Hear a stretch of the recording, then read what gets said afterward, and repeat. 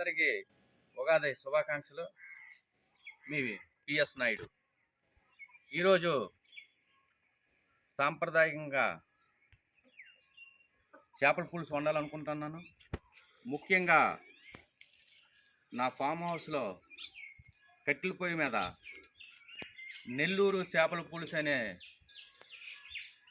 చాలా అద్భుతమైన చేపల పులుసు ఈరోజు వండాలనుకుంటున్నాను. దానికి కావలసిన పదార్థాలు, నేను కేజీన్నర రాగంటి చేపను తీసుకున్నాను. ఈ నెల్లూరు చేపల పులుసులో ముఖ్యమైన ఏదైనా పదార్థం ఏదైనా ఉందంటే అది మామిడికాయ అండి. దీనికి 3 మామిడికాయలు, 2 టమాటా, 3 పెద్ద సైజు ఉల్లిపాయలు, కొత్తిమీర కట్ట, పచ్చిమిరపకాయలు 5, నిమ్మకాయ, పెద్ద నిమ్మకాయ సైజు అంత చింతపండు, కారం. ఈ నెల్లూరు చేపల పులుసులో కారం ఎక్కువ పడుతుందండి.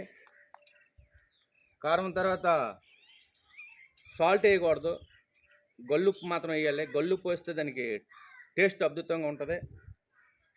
దీనికి నూనె కూడా ఎక్కువ పడుతుంది. 200 ml నూనె వేయడం జరుగుతుంది. దాని తర్వాత చిటికెడు పసుపు, 1 టేబుల్ స్పూను ధనియాలు, 1 టేబుల్ స్పూను ఆవాళ్ళు,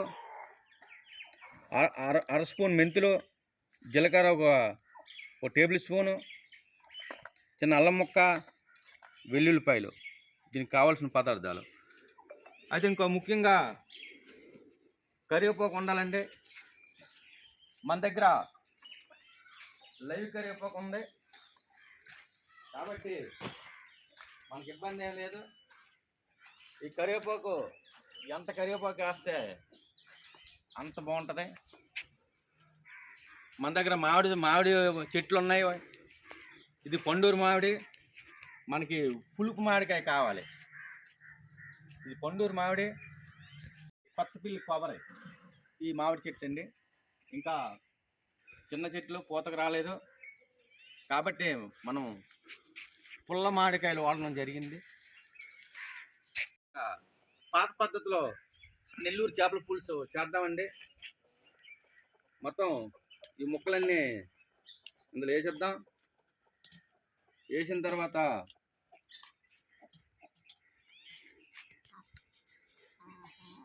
మనం ఇవన్నీ కూడా కట్ చేసుకుందాం.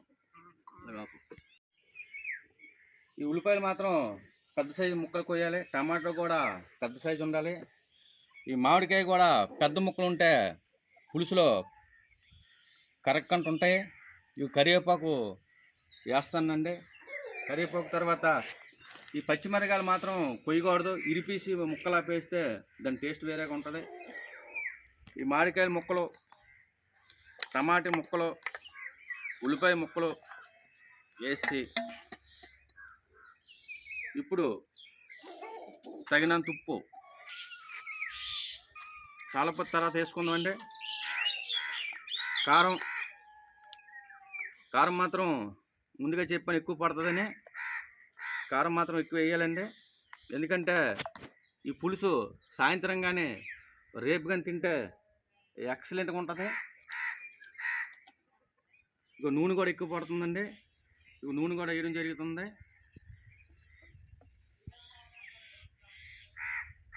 ఇదిగో చిటికెడు పసుపు వేసాను. ఇప్పుడు ఇవన్నీ కూడా మనం పాత పద్ధతిలో మన అమ్మమ్మ నాన్నమ్మలో ఇదే టైప్లో కలిపివారండి అప్పుడు. అందుకే ఓల్డ్ ఈజ్ గోల్డ్ అన్నారు.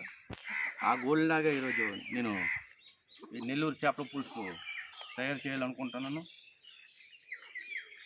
అన్నీ వేయడం జరిగింది. ఈ మసాలాలు మాత్రం లాస్ట్లో దంచి వేద్దామండి. ఎందుకంటే మనం పాత పద్ధతిలో వండుతున్నాం కాబట్టి. ఇప్పుడు అనేకమైన రకాలుగా నెల్లూరు చేపల పులుసు వండడం జరుగుతుంది. ఈరోజు మాత్రం మనం పాత పద్ధతిలో వండడం జరుగుతుంది.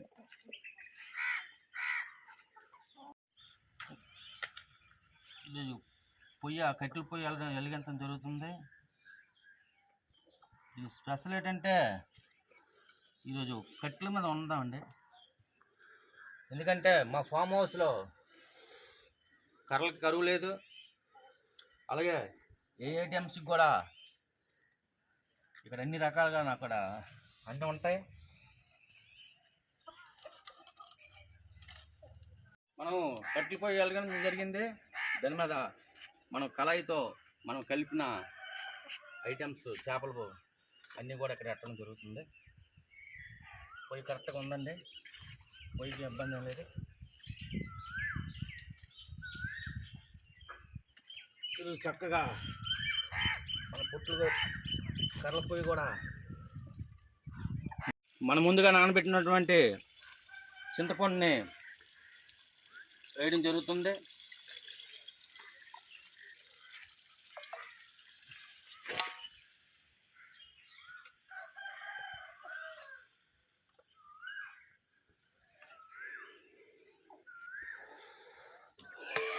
పులుసు అక్కడ మరుగుతుందండి. మనం ముందుగా ప్రిపేర్ చేసుకున్నటువంటి నెల్లూరు చేపల పులుసుకి ఏ ఐటమ్స్ అవన్నీ కూడా మనం న్యాచురల్గా ఇందులో పెట్టి దంచడం జరుగుతుంది. ఇది కొద్దిగా లైట్గా ఆపడం జరిగిందండి. పచ్చిది మాత్రం వేయకండి, ఎందుకంటే కొద్దిగా లైట్గా ఆపాలి. వేపిన తర్వాత ఇందులో వేసిన తర్వాత మెత్తగా దంచుదామండి. మెత్తగా దంచితే మనకి ఫ్లేవరు చాలా బాగుంటుంది.